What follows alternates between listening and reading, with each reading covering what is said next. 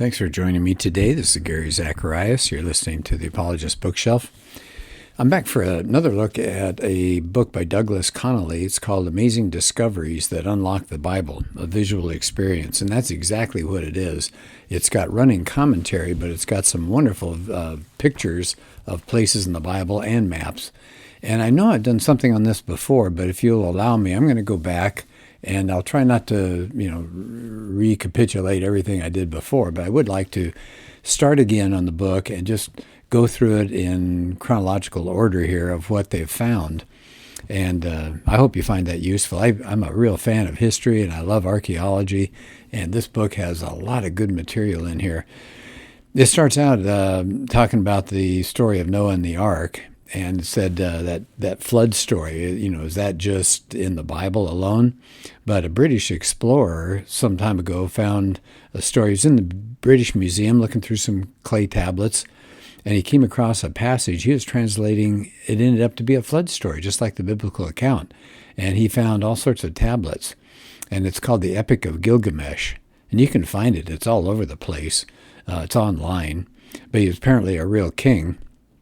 And how kings are, they spread stories about themselves, so undoubtedly some of it wasn't true, but legends grew up and became one of the great epics. So does the Babylonian epic give us a better account of the flood than the Bible? This book says no. It's a corrupted memory of the actual flood. They've got all sorts of flood stories. It said something like 200 flood legends have been found in cultures all over the world, and they're so numerous. And they're from such different cultures, widely separated in time and location, they couldn't have been copied from each other. And the legends were recorded way before missionaries brought them any information about the Bible. One person says in 95% of these flood legends, the flood was worldwide. In 88% of these stories, one family was chosen to survive. In 70% of the stories, they used a boat or a raft. In 67%, animals were saved. In 66%, the flood was due to human sin and wickedness. And in 57% of these stories, the boat came to rest on a mountain. Not bad, huh? So if anybody ever says, oh, come on, flood story, they're all over the place. Now, it doesn't necessarily mean it's true, but I just find that fascinating that we've got these flood stories all sorts of places. How about the land of Ur? Remember the ancient city of Ur? Abraham was told to leave the city and go to a new land. Well, they've uncovered all sorts of things, hundreds of tombs there. And they found what they called the tombs of the kings. And they had treasures that were buried for 4,500 years. Can you imagine that? What would that be like to find things that hadn't seen the light of day for 4,500 years? And it was a great culture. So that's interesting. Now, that's just one of a lot of things that they've uncovered recently. I'll keep moving on this. What about sign of Sodom and Gomorrah? Right. So there's a question. The Bible says that in the days of Abraham, there was an alliance of some cities, and the two of those cities were destroyed by a spectacular storm. We read about that, don't we, in Genesis 19? Fire and burning sulfur. Well, many scholars, as you can imagine, concluded that story was a myth or maybe an exaggeration of some minor event. But they did some excavations in the 1960s, 1970s on the east side of the Dead Sea, and they found the ruins of an extensive, big, fortified city. And what caught the attention of the excavators was a layer of ash. And we're not talking about a layer of ash like, a couple of inches. It was 7 feet thick. And some people think that may have been the city of Sodom. Okay, do we know that for sure? No, not necessarily. How about we have the story of the Exodus, the people leaving and getting out of Egypt and trying to make their way to the Promised Land. Well, why didn't they go the direct route? If you look at a map and you see where the children of Israel were in Egypt, why didn't they just scoot along the edge of the Mediterranean? Would have been a lot cooler, would have been a direct route to where they were trying to go. It'd be along the Mediterranean Sea. But God instead tells Moses, take your people by this long southern path, and they end up going through this wilderness forever. And some people scratch their heads saying that doesn't make any sense. But an Israeli archaeologist discovered a military outpost in the Gaza Strip that was constructed during one of the Pharaoh's reigns. And the Egyptians had built, apparently, fortresses all along this northern route.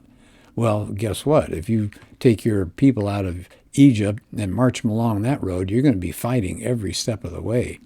And I guess the idea was that the people really were not prepared to have this kind of war going on. So that was a protection to have them go a different way. I think I may have mentioned this on a previous podcast, but they've come across a stele, which is a big granite memorial, and it's the earliest reference to Israel as a nation outside the Bible. It's called Meneptah's stele, and they found it in 1896 in a tomb, or I guess a temple of one of the pharaohs, and it describes all of his military accomplishments. You know, these pharaohs, boy, did they love to brag. And it mentioned Israel. And here's what it says. Israel is laid waste. His seed is not. Canaan has been plundered. Okay, so that's independent evidence that Israel was recognized as early as 1200 BC, which is what they're dating this stele to. They were a separate people, right in a definite place, exactly the way the Bible described them. Okay, so I hope you find that interesting as well. You can look it up and see pictures of that too. Then there were the Amarna letters. They found letters, diplomatic letters written by Canaanite rulers, sending these letters back to the Egyptian pharaoh. And basically they're saying, oh my goodness, we're being attacked by a bunch of roving bands of outsiders. And they called them the Habiru, Habiru. Were they the Hebrews? Well, maybe.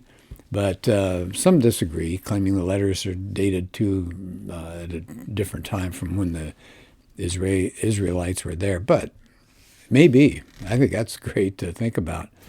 Okay, let's keep moving. How about, I'm just flipping through the book here.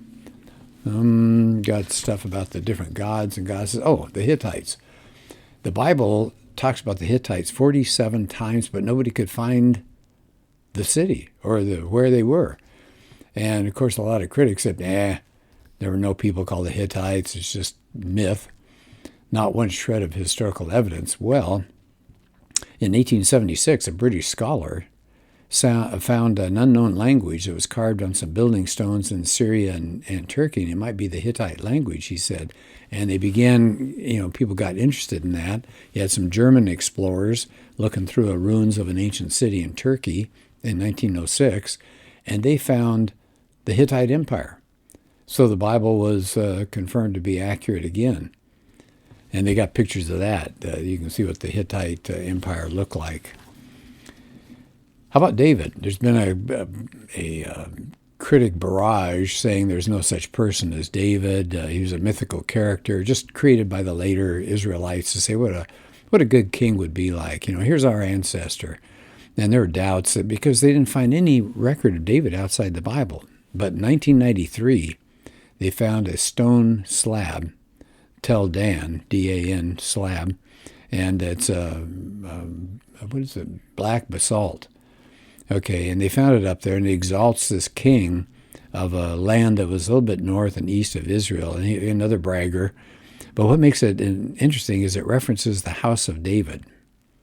And so there you do have actual reference to a David. Then there are the Philistines, some of the worst enemies Israel had to face. And they show you here pictures of what they've uncovered from some of the cities, especially Ekron. And it said it had never been found before, but had been mentioned all over the place in the Bible. And finally, in the 1980s, they came across a huge mound, and they dug, and that was the buried city of Ekron. Cool stuff. Kings are named and all sorts of things. Solomon's temple, do we want to talk about that? Says the temple treasures have disappeared, unfortunately. That would be, wouldn't it be cool to find the Ark of the Covenant? Wow. So let's skip past some of the temple information. Oh, I like this. This is interesting. It says they found in Solomon's time fortified gates at Megiddo and Gezer. They're made up of a series of rooms, and each was lined with benches where the city's business was transacted. And they said, we see that all through the Bible. It talks about Boaz there at the edge of the city, and Ruth. Lot is sitting at the gate of Sodom in Genesis 19. Absalom, that's David's son, is out there helping, push his name. That's in 2 Samuel 15. So there's a lot of truth to that.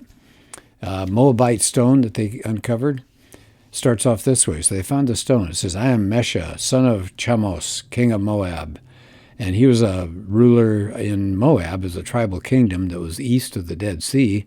And the northern kingdom of Israel had been kind of putting it under its thumb. And they had a big tax on these people. That was Omri and Ahab had put a heavy tax burden on Moab. But weaker kings came later, and he saw his chance to rebel, this Mesha. And he pushed Israel back. And he was so proud, he kicked them out of their country. And he had that inscribed on there, and it talks about rebelling against the king of Israel. So that seems to indicate those kings and that time period, the truth behind that. How about, keep moving here, stuff on scrolls. Oh, I like this. The city no one could find. The city of Nineveh. It said we first encounter it in Genesis 10, and then it's in Jonah, it's in 2 Kings, it's in Isaiah. The prophets Nahum and Zephaniah predict the ruin. Well, here's the problem. For a long, long time, nobody could find Nineveh. Its destruction was so complete, it couldn't be found. It was like it was erased off the map. Serious explorers found key cities of the Assyrian Empire, but they couldn't find Nineveh until one man came on the scene, and his name was Henry Layard. And after some dead ends, he actually uncovered the ruins itself. He came across palaces and sculptures and libraries of clay tablets. And so they've got a lot of pictures of that in here as well. So one of the greatest discoveries may have been a large black stone. And the stone showed triumphs of an Assyrian named Shalmaneser III. And one carved picture said scholars just had their mouths dropped open because the caption said, Tribute of Jehu, son of Omri. And it shows a person bowing down before an Assyrian emperor. It was either Jehu himself, that's a biblical king, or maybe an emissary. And so he's in the Bible. He may have been paying tribute to Assyria just to, keep out of my territory or, paying him off somehow.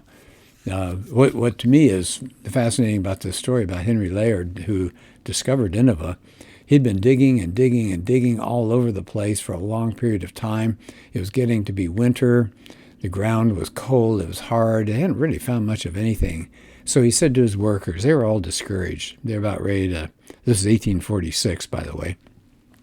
They're all about ready to quit.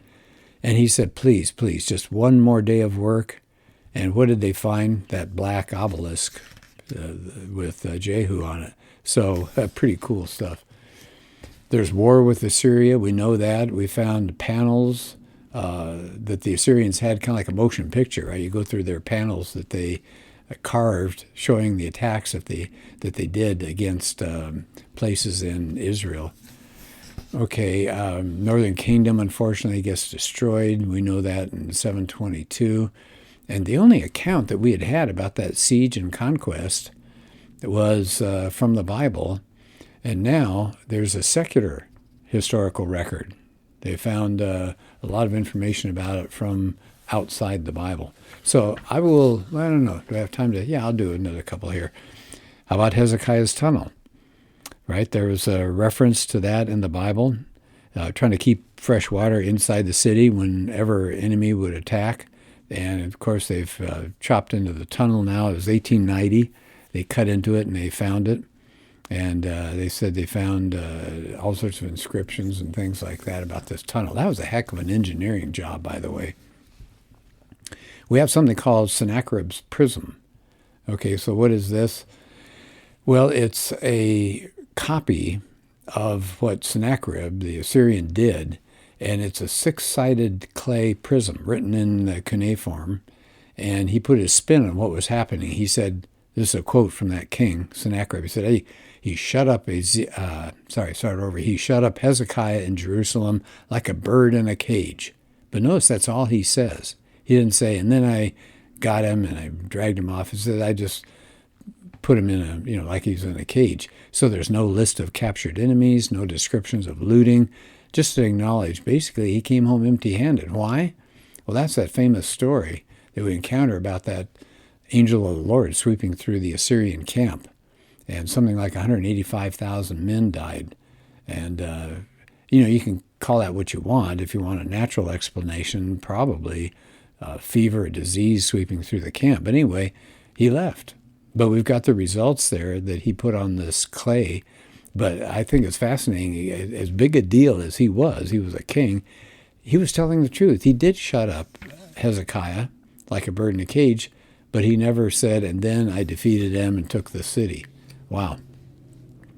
Okay, well, I think I'll stop at this point. That takes us up, I don't know, maybe halfway through the book. And again, I apologize if some of it is a repeat, but I did that podcast a long time ago.